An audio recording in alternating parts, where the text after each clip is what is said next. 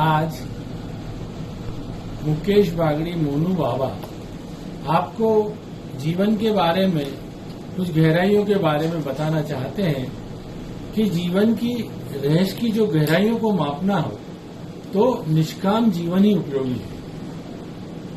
कामना से भरा मन तो जीवन की बाहरी सतह को देख पाता है या अपने को समझा पाता है।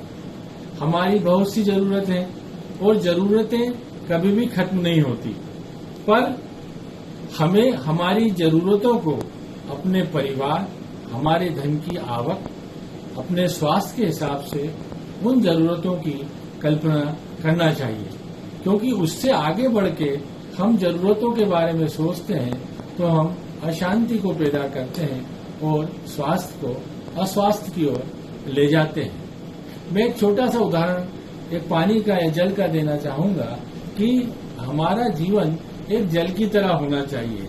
यदि हमारा छोटा जीवन है तो हमारे जल को एक छोटे से पात्र में डाला तो वो उसका रूप ले लेता है, और यदि हमें ज्यादा पैसा है, हमने ज्यादा विस्तृत को जीवन को पैसे से फैला सकते हैं, तो हमने बड़े पात्र में डाला तो वो बड़ा रूप ले लेता है। और जल जिससे हम निंदा करते हैं, जिसको हम नहीं चाहते हैं, वहां पर भी जल पहुंच जाता है और वहां उनको भी शांति देता है।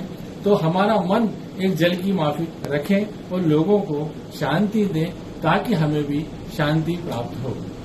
ईश्वर ने आजकल आप देख रहे हैं कि लेजर रूपी ताले से जोड़ा है। आप बड़े बड़े होटलों में, 5 स्टार होटल्स में रुकते हैं तो आपको जो ताला खुलता है वो एक लेजर रूपी चाबी होती है, उससे खुलता है।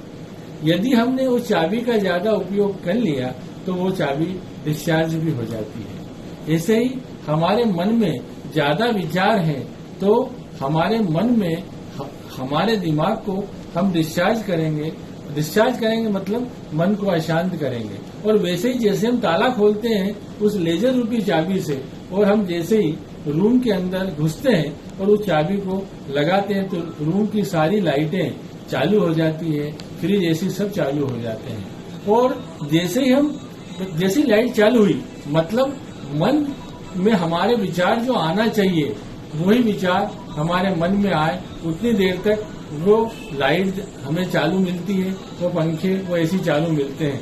और जैसे ही हम उस चाबी को उस सॉकेट से बाहर निकाल के बाहर आते हैं, रूम लॉक करते हैं कि सारी रूम की लाइटें बंद हो जाती है।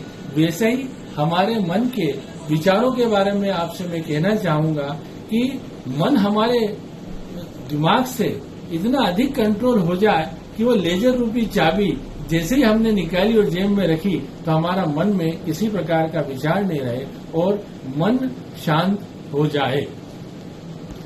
हम निरंतर इच्छाओं में रहते हैं और हमारा मन बिल्कुल इच्छाओं से घिरा रहता है।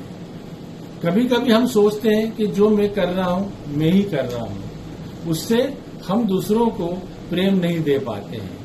हम ये दिखाने की कोशिश करें कि इसमें मेरे साथ साथ आप लोग भी जुड़े हुए हैं, तो आप प्रेम को बांट रहे हो, तो उससे सामने वाले का आत्मविश्वास भी बलवान होता है और आपका भी आत्मविश्वास बढ़ता है। मतलब आप सारी जो काम है, आप कोई भी काम कर रहे हैं उसकी पूरी क्रेडिट न लेते हुए आप उस क्रेडिट का बंटवारा करेंगे तो आपको तो सम्मान मिलेगा, सामने वाला भी सम्मानित होगा, तो उससे आपकी दोस्ती बढ़ेगी और आपका सम्मान बढ़ेगा और मन का जो शांति प्राप्त होना है वो आपकी शांति आपको प्राप्त होगी। एक बात और मैं कहना चाहूंगा कि जो व्यक्ति या जो आदमी पीड़ा भोग रहा है वह पीड़ा ये सोचता है कि ये दूसरे के कारण है, तो ये गलत है। उसके मन में यदि ये भाव आ जाए कि ये निर्णय मेरा है, ये निर्णय के कारण ही मैं दुख भोग रहा हूँ, सुख भोग रहा हूँ, इस सुख और दुख के प्रति कोई दूसरे जिम्मेदार नहीं है। यदि उसके मन में भाव आने लगता है कि इस सब का भागीदारी मैं हूँ, तो ये समझ लीजिए कि वो शांति की ओर जा रहा है और उसने जीवन जीना सीख लिया है। इतना कह के मैं आपको आज की बात समाप्त करने की ओर जा रहा हूं।